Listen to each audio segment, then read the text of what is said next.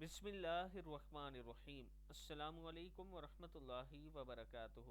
عشاء کے بعد ان کلمات کی کثرت کریں، دنیا اور آخرت میں کامیابی ملے گی۔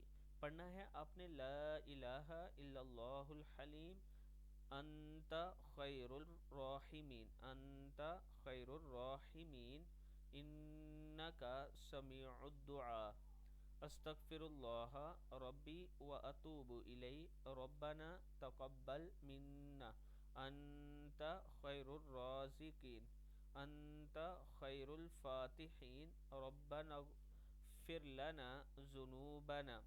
پھر پڑھ لیں لا الہ الا اللہ الحلیم، انت خیر الراحمین، انت سمیع العلیم، استغفر اللہ ربی واتوب الی، ربنا تقبل منا، انت خیر الرازقین، انت خیر الفاتحین، ربنا اغفر لنا ذنوبنا۔